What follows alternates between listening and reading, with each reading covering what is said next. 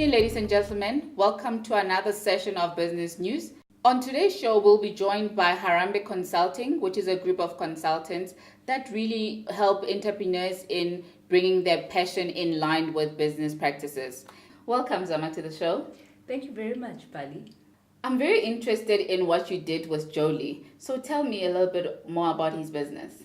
Well, Bali, I think I'll start us off by just highlighting what our purpose in this whole thing was. And essentially what we did was look at design thinking as a process after innovation and design and try and apply it to this business. And in essence, the business is fairly young. It's about 6 months old. It started last year in the month of November.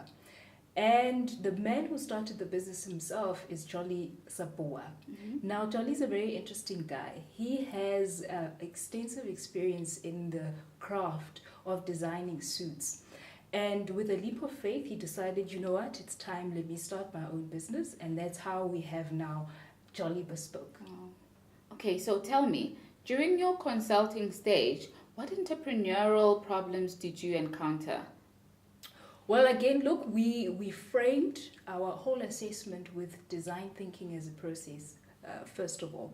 And so being that the business was in its infancy stage, we were able to pick up quite a lot of things that could be improved about the business.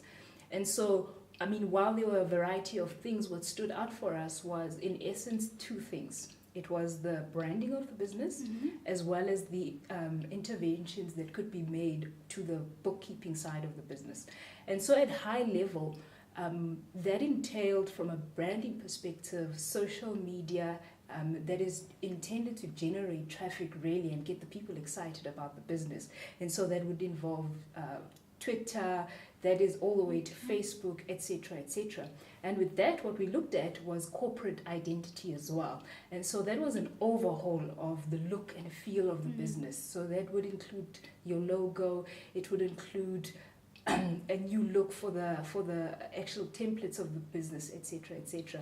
And then if we look at the bookkeeping side of things, there were things like financial statements which needed to be in place. There were things like a financial price list mm-hmm. that needed to be established to help the business and ensure that the processes and the bookkeeping from a technical perspective was aligned with the growth that needed to take place in the business. And so, yeah, what I can tell you is that there were a lot of interesting things that we picked up from the implementation phase right up through. Mm-hmm. But, of course, my colleagues will take you through all of that later.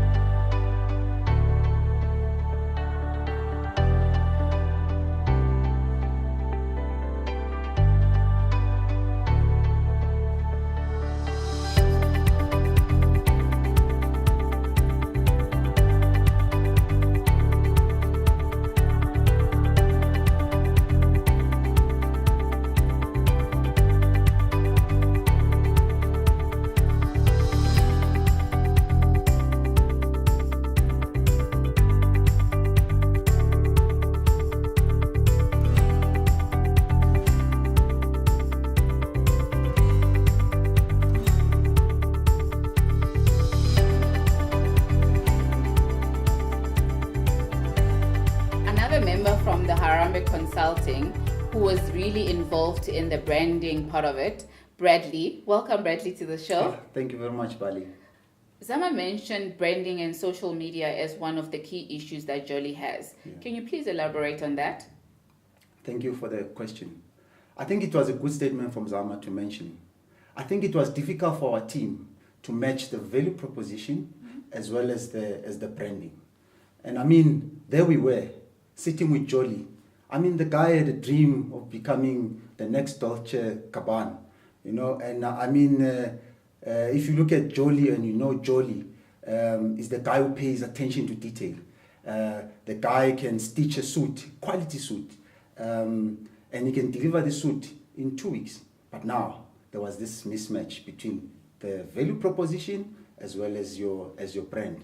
And I mean, there were certain things that we were looking for in the branding. I mean, if you look at the logo, for starters, I mean, the logo was not contemporary as you'd expect. I mean, even Jolie, on our initial meeting, you saw that he was even scared to even give us his card you know. And when we looked at the segmentation, we couldn't put, or we couldn't identify who was he targeting as his his market. And then you look at the social media presence. I mean, that for us was a real concern, because there we were. Jolie was mixing his personal brand, personal Facebook with his business Facebook. And then, I mean, if you then take it further, you go to his office. I mean, it was not bespoke.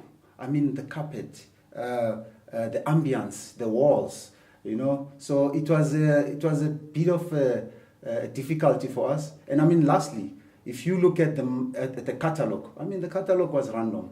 It was falling apart. And I mean, Bali, you'll agree with me. I mean, in today's world, in this VUCA world, the clients are demanding that the brands must adapt to this changing environment. There you have it. Is your company a mismatch of your value proposition? Hope you picked up some tips from Bradley. Now we're being joined by Steffi, who's one of the consultants that really dealt with the financial part of Jolie Bespoke. Welcome, Steffi, to the show. Thank you. So Zama mentioned bookkeeping as one of the financial issues that you guys uncovered. Can you please tell us a little bit about that? Yes, definitely. So when we went to visit JS Bespoke, one of the main issues that we identified was the financial management of his business. So there were many issues around the finances, and if I can tell you some of them, and the key one that stood out for us, the number one was the bookkeeping. So what Jolie does is he does the bookkeeping in a hard book cover, and which we thought that's not even bookkeeping, because what he does is he basically keep track of the name of the customer, the measurement, and the price that the customer is going to pay. So we felt that does not allow him to make key financial decision. Another element that we saw was problematic with the finances was how he does not issue invoices to his customer, which definitely is a lack of audit trail that he can eventually use for tax purposes. So those were really issue that we saw. And also another element about finances that is very common for startup businesses and is the lack of segregation between his personal account and his bank account. It's his company bank account. So what he does is sometimes some customers pay in cash, and we felt like he does not necessarily translate that money into the book of the business. So there you have it, ladies and gentlemen, some financial 101 from Steffi.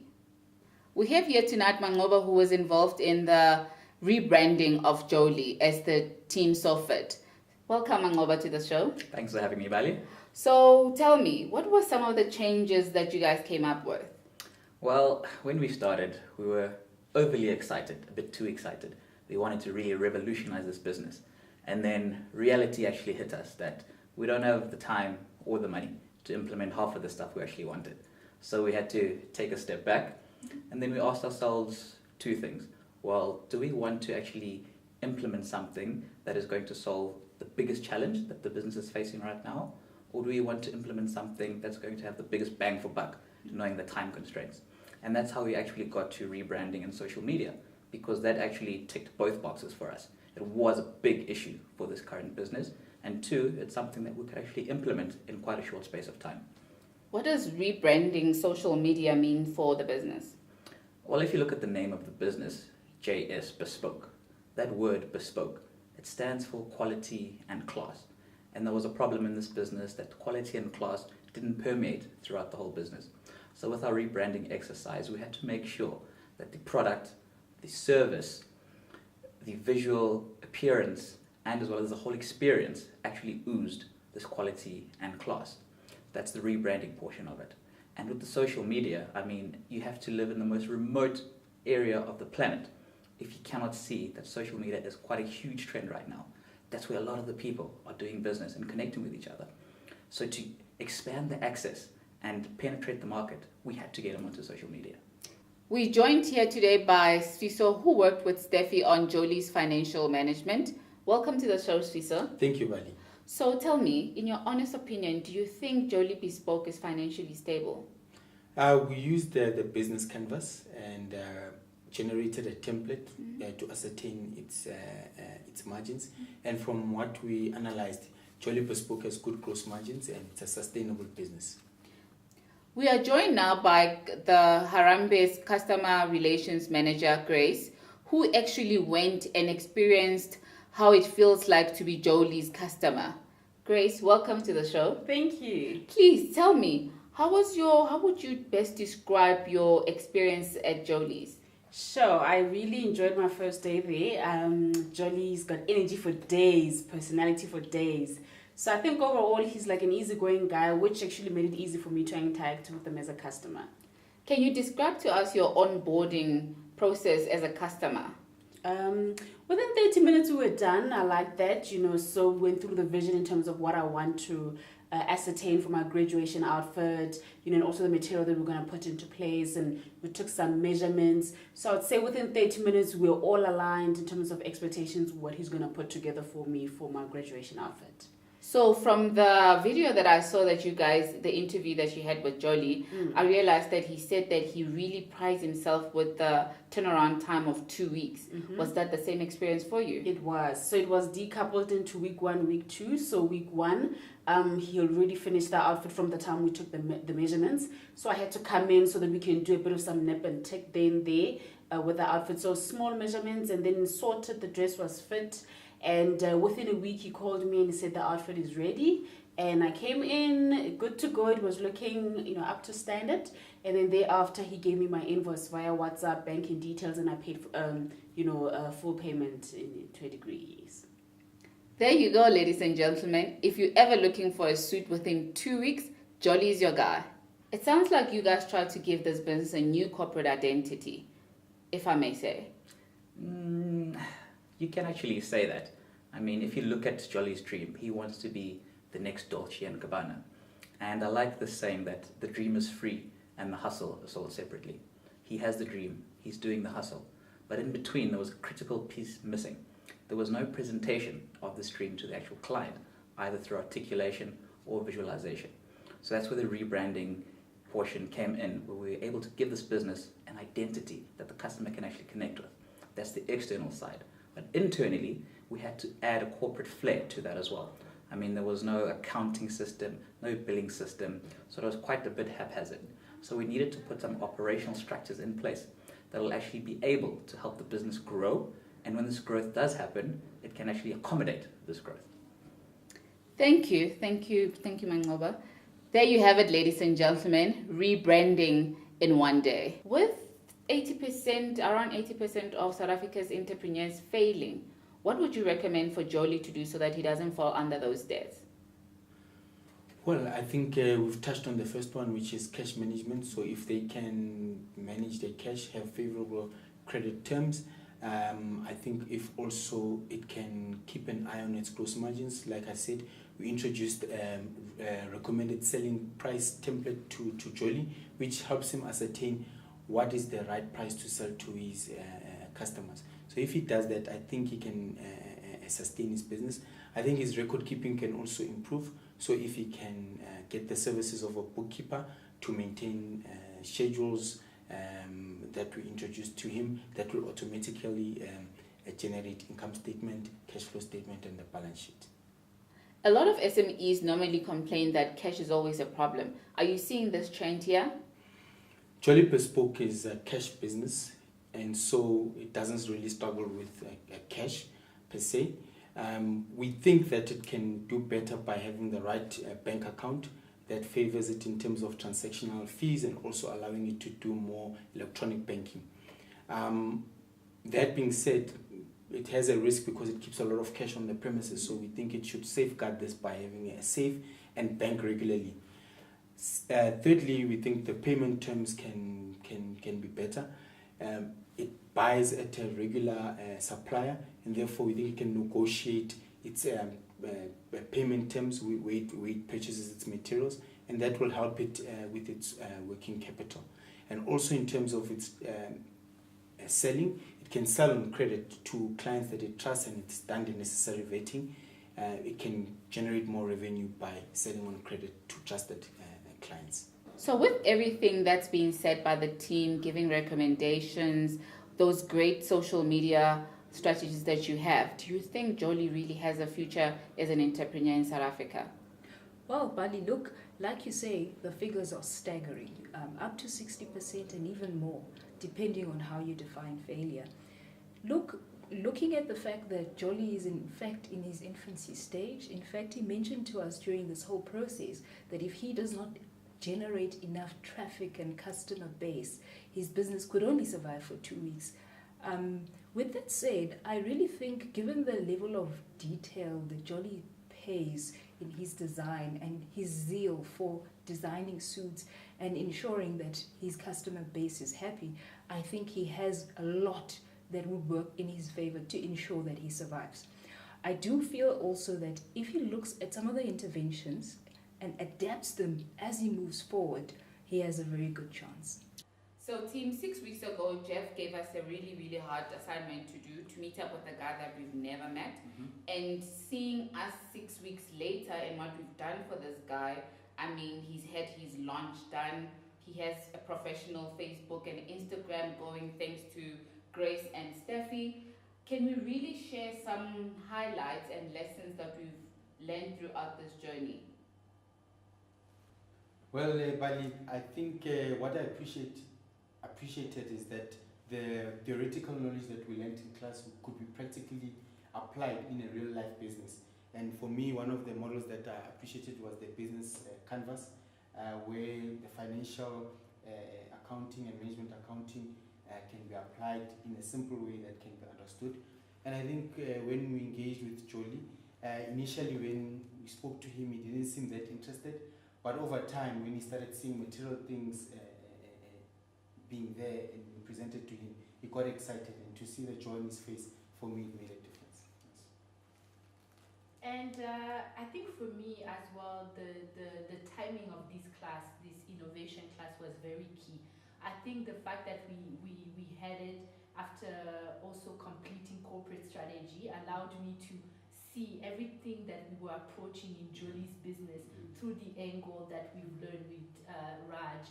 If I take, for example, the Topac G, I think without having to go through all the elements of the model, if I think of the trends, the number one, the T, we discussed it with Jolie and told him he wanted to focus on the suits, but then we brought another element. We said, think about all the African prints, that's very trendy right now, leverage from those trends, and also the element of alignment in everything that he's doing. I think we told him from the beginning, your brand, everything needs to represent bespoke.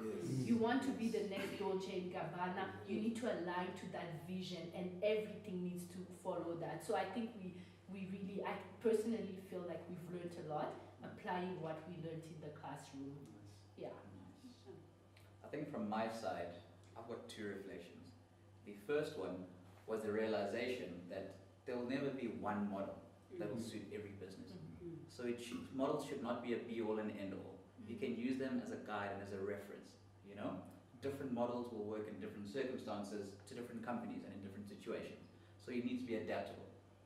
And the second learning for me really was finding that when we looked at Jolie's business, there were two ways we actually looked at it. We can either look at it from a perspective of all we want to do is make money, or the secondary perspective of we want to make somebody's dream come true. And realizing these two perspectives, the decisions that we made would have varied drastically depending on which view we actually took. Because some of the ideas we came up with originally were focused on purely making money. But we realized that, hang on, we're actually deviating from this guy's dream. Let's pull ourselves back and let's try to make this dream happen. And we changed our decisions. So that was powerful for me. Yeah, so I agree with that. So I think for me, customer centricity talks to what you've just spoken about, because I remember the first time after we went and met Jolie, we came back and I think it was resonating in our minds to say, guys, we need to make sure that what we're doing, the client understands, because we treated Jolie as a client, not necessarily as our brother and what have you. I think for me that was powerful. And I think secondly, from a marketing point of view, I thought the models that we've learned, from PGT not even the models, I think all the concepts of marketing.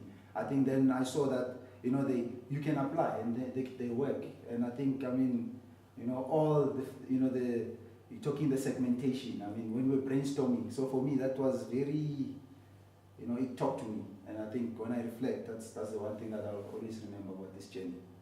Yeah. Sure. So I think taking on what Brad is saying, I think from a branding point of view, I really enjoyed working with Jolly. You can see he takes his brand very seriously. Having to go through the journey with him from an Instagram point of view and also from a Facebook point of view. And I really enjoyed the Bespoke experience, because then I got to experience how it is to be a customer of Jolly Bespoke. It really, the fit and everything that he did for us, making sure that he gives you that experience. So I really enjoyed that. So I think for me that's a big highlight as far as Jolly is concerned, but otherwise he has the energy, and I think he really has a market, because he is that bespoke kind of guy that you can call him at any time, and within 2 weeks he has your offering done and dusted. So it was quite pleasant, I must say. Nice. Thanks, Grace. So for me, I think the most important thing I learned was all the models that we use to apply in the context of a corporate are actually still adaptable to an entrepreneur. And I think in this case we saw that if you apply them practically, they actually are very usable, like you had said, Bradley. So I think that was for me the biggest highlight. Nice. So for me, if anybody wants to ask me, we've always heard that consultants don't have the business's best interest at heart. And what we did was we actually, like Mangoba said, at first we thought, let's just make him a financially sustainable business. But when we realized that his dream was more important to him, whether he was making money or not, we stepped back and we became the new consultants of the millennium, if I can call it that. And just seeing this guy happy, realize his dream, have his launch, being excited about Facebook, like really. Yes. So I believe I've learned that if I want to be a consultant in future, I need to step back and not be like your normal consultant where it's all about the money. It needs to be about the person, what they want. If they tell you that I'm fine not having enough cash for 2 weeks, that should be fine. So thank you, team, for all your hard work. We hope that Jolly really sustains himself in future. Nice. Harambe. Harambe.